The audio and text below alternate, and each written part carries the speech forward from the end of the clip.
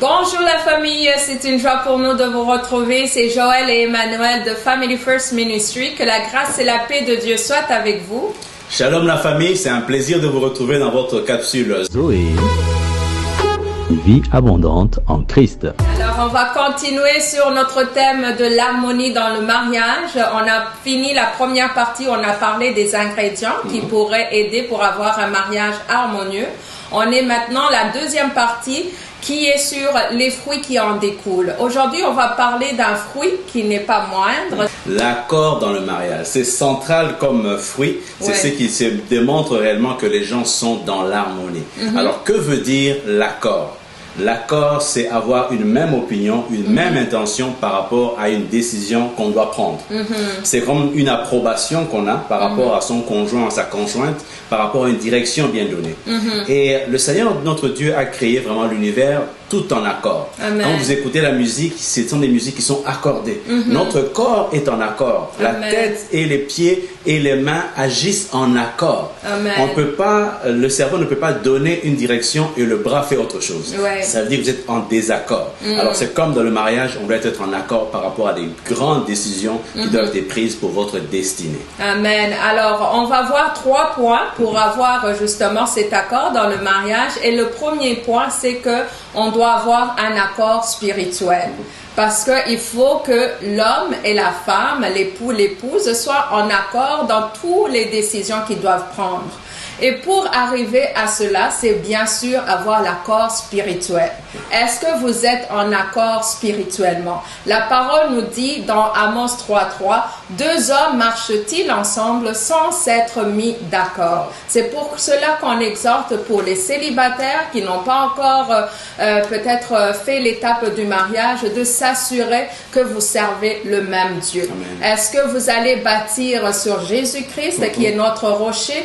Ou bien est-ce que l'un est d'une foi différente de toi? Alors ça va causer pas mal de friction. Alors pour ceux qui sont déjà mariés, Dieu il fait grâce et il va vous donner la façon de gérer le mariage. Mais lorsque vous avez une foi et que vous bâtissez sur le même Seigneur, notre Seigneur Jésus-Christ, ça va pouvoir déjà apaiser beaucoup de frictions dans le mariage parce que vous avez les mêmes valeurs que vous suivez. Alors avoir la même foi, ça va aider à avoir l'accord spirituel. Et souvent, ça arrive que même si on a la même foi, mais dans les faits, vous faisiez d'autres choix. C'est-à-dire quoi? Regardez très bien les cérémonies de mariage. Vous allez pas avoir des indications sur la tendance que telle famille a ou telle autre. Donc, faites attention à cela. Ce sont des indications que vous n'avez pas la même foi. Vous avez d'autres croyances. Souvent, c'est en lien avec l'occultisme. Souvent, c'est en lien avec des croyances ancestrales. Donc, ce sont des choses qui démontrent que ça ne va pas. Même si vous avez été à l'église, mais qu'après vous faites d'autres cérémonies, faites attention à cela. Remettez-vous entre les mains du Seigneur. Rassurez-vous que vous avez la même foi, le même Dieu. Amen. Alors, deuxième point, c'est l'accord émotionnel. L'accord émotionnel, en fait, moi je pourrais dire ceci. Dans les émotions, ça peut indiquer en fait votre désaccord.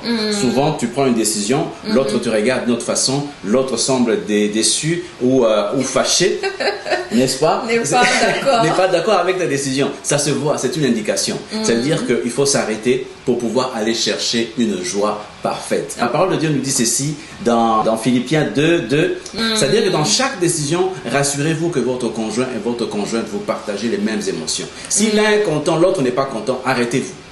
Revenez sur le droit chemin, revenez-vous, mettez-vous à genoux. Mettez-vous à genoux pour être sûr que votre joie sera parfaite dans la décision. Alors c'est difficile quand même des fois, mais ce qui est important, c'est que vous vous mettez en commun accord, même être accord d'être en désaccord. Oui, tout à fait. Exactement. Tout à fait. Parce que il y a des décisions que vous devez balancer dans les choix que vous devez prendre. Mais c'est toujours appeler le Seigneur pour vous aider de prendre les bonnes décisions qui vont pour le meilleur pour votre famille dans tout ce que vous entreprenez. Alors la troisième, c'est justement l'accord dans les actions. Lorsqu'on est en accord spirituellement, on a l'accord émotionnellement, donc on est bien synchronisé. Alors, on a l'accord dans les actions. Une des points qu'on veut parler ici, c'est même dans l'accord dans l'intimité, parce que notre Seigneur se soucie de tout et il veut qu'on soit en harmonie dans nos couples. On voit dans la parole de Dieu dans 1 Corinthiens 7, 5, moi cette parole, ça m'a vraiment beaucoup parlé parce que ça parle, je pense, pour tous les couples. Il y a souvent un qui est peut-être plus spirituel que l'autre. Alors des fois, ça peut amener un déséquilibre parce que celui qui est peut-être plus spirituel va prendre des jeûnes interminables, mais tu dois être en accord avec l'autre. Il faut s'en parler. Chérie, j'aimerais prendre un temps à part dans le jeûne pour que l'autre puisse comprendre que c'est pour un certain temps, ça va pas être éternel, mais qu'il se prépare aussi spirituellement de traverser ce temps sans être ensemble parce que c'est tout à fait normal pour les couples qui sont en harmonie d'avoir des relations intimes. Là, l'objectif, c'est rendre gloire à Dieu. On rend gloire à Dieu quand on devient une seule chair. Ça passe par le spirituel, par l'émotionnel et par les actions qui vont suivre. Donc, tout ce que vous faites doit vous amener vers une action qui est concertée. Si l'action ne marche pas, si moi je prends une décision et que madame n'est pas d'accord avec moi, il faut vraiment s'arrêter pour revenir à la base. Demander la direction du Saint-Esprit pour la suite. On vous aime et Jésus vous aime encore plus. Bye. Bye.